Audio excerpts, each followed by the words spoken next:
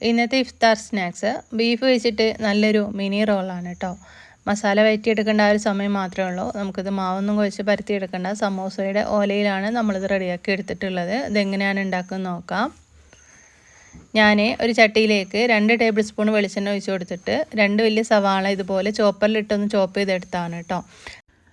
ഇനി ഇതിലേക്ക് കറിവേപ്പിലയും ആവശ്യത്തിന് ഉപ്പും കൂടി ചേർത്തിട്ട് ഒന്ന് വഴറ്റിയെടുക്കുക. സാധാരണ നമ്മൾ കട്ട്ലേറ്റിനും സമൂസക്കൊക്കെ ഉണ്ടാക്കി എടുക്കുന്ന ആ ഒരു മസാല തന്നെയാണ്. നമ്മളിതുപോലെ ചോപ്പറിലിട്ട് ചോപ്പ് ചെയ്തെടുക്കുകയാണെങ്കിൽ, ഇനിയിപ്പോൾ ചോപ്പർ ഇല്ലാന്നില്ലെങ്കിലും കുഞ്ഞു കുഞ്ഞതായിട്ട് അരിഞ്ഞെടുക്കുകയാണെങ്കിൽ ഫില്ലിങ് വെച്ച് കൊടുക്കുമ്പോൾ നമുക്ക് എളുപ്പമാണ്. ഇനി ഇതിലേക്ക് 1/2 ടീസ്പൂണ് ഇഞ്ചി വെളുത്തുള്ളി പേസ്റ്റാണ്. അതും കൂടി ഇട്ടിട്ട് വീണ്ടും നന്നായിട്ടൊന്ന് വഴറ്റിയെടുക്കാം. സവാളയൊക്കെ ഒന്ന് വഴന്ന് വരുന്ന സമയത്ത് 1/4 ടീസ്പൂൺ മഞ്ഞൾപ്പൊടി, 1/2 ടീസ്പൂണ് ഗരം മസാലപ്പൊടിയാണ്, ചിക്കൻ്റെ മസാലപ്പൊടിയാണ് കേട്ടോ. അതും കൂടി ഇട്ടിട്ട് വീണ്ടും നന്നായിട്ടൊന്ന് മിക്സ് ചെയ്ത് കൊടുക്കാം. ഇനി നമ്മളിതിലേക്ക് ബീഫ്, മഞ്ഞൾപ്പൊടി, ഉപ്പും കുരുമുളക് പൊടിയും കൂടി ഇട്ടിട്ട് വേവിച്ചെടുത്തതാണ്. അത് നന്നായിട്ടൊന്ന് പൊടിച്ചെടുത്തിട്ട് അതും കൂടി ഇതിലേക്ക് ചേർത്താൽ നമ്മുടെ മസാല ഇവിടെ റെഡിയായി കിട്ടിയിട്ടുണ്ട്. നന്നായിട്ട് വെള്ള നനവൊന്നും ഇല്ലാത്ത രീതിയിൽ ഡ്രൈ ആയിട്ട് വേണം കേട്ടോ ഒരു മസാല. അപ്പോൾ ഫില്ലിങ് ഇവിടെ റെഡി ആയിട്ടുണ്ട്. ഇതങ്ങോട്ട് മാറ്റി വെക്കാം. ഇനി നമ്മൾ സമോസയുടെ ആ ഷീറ്റ് എടുത്തിട്ടുണ്ട്. ഇനി 2 സൈഡും ഇതൊന്ന് കട്ട് ചെയ്തെടുക്കണം കേട്ടോ. അപ്പോൾ നടുഭാഗത്ത് ഇങ്ങനെ മടക്കി കൊടുത്തതിന് ശേഷം സെൻട്രലായിട്ട് ഇതിങ്ങനെ കട്ട് ചെയ്തെടുക്കുന്നുണ്ട്. കട്ട് ചെയ്തെടുത്തിട്ടുള്ള ഷീറ്റ് സെപ്പറേറ്റ് ആയിട്ട് ഇതുപോലെ ഒന്ന് വേർതിരിച്ചെടുക്കാം. ഇനി ഓരോ ഷീറ്റ് എടുത്തിട്ട് ഇതിന് നടുക്കിലായിട്ട് നമുക്ക് ഫില്ലിങ് വെച്ച് കൊടുക്കണം.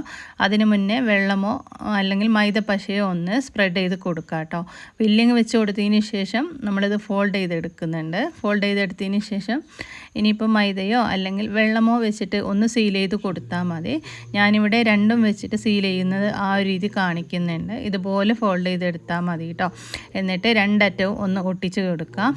നന്നായിട്ട് ഒട്ടിച്ചെടുക്കണേ, അല്ലെങ്കിൽ നമ്മളിത് പൊരിച്ചെടുക്കുന്ന സമയത്ത് ഫില്ലിങ് പുറത്തേക്ക് വരും. ആദ്യം ഞാൻ വെള്ളം വെച്ചിട്ടാണ് ഒന്ന് സീൽ ചെയ്ത് കൊടുക്കുന്നത്. ആദ്യത്തേത് ഇവിടെ റെഡിയായി കിട്ടിയിട്ടുണ്ട്. ബാക്കിയുള്ളതും ഞാൻ എല്ലാം അതുപോലെ തന്നെ ചെയ്തെടുക്കുന്നുണ്ട് കേട്ടോ. അപ്പോൾ ഫില്ലിങ് ഒരുപാട് അങ്ങോട്ട് വെച്ച് കൊടുക്കണ്ട. ഒരു 1/2 ടീസ്പൂൺ അത്രയൊക്കെ വെച്ച് കൊടുത്താൽ മതി. പിന്നെ നമ്മളിത് ആ മൈദപ്പശയും വെച്ചിട്ട് ചെയ്ത് കാണിക്കുന്നുണ്ട്. 2 വശവും അല്ലെങ്കിൽ 4 വശവും അങ്ങോട്ട് തേച്ച് കൊടുത്താൽ മതി ഉള്ളിൽ. എന്നിട്ട് ഫില്ലിങ് വെച്ച് കൊടുക്കുക. ഇതുപോലെ ഫോൾഡ് ചെയ്യുക, പിന്നെ സീൽ ചെയ്ത് കൊടുക്കുക കേട്ടോ. അങ്ങനെ എല്ലാം ഞാനിവിടെ ചെയ്തെടുത്തിട്ടുണ്ട്.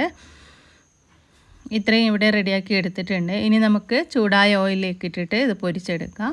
എണ്ണ നന്നായിട്ട് ചൂടായതിന് ശേഷം പിന്നെ തീയൊന്ന് കുറച്ച് വെച്ചോളൂ കേട്ടോ. അല്ലെങ്കിൽ 2 വശവും ചിലപ്പോൾ പെട്ടെന്ന് കരിഞ്ഞു പോകും അടിഭാഗം.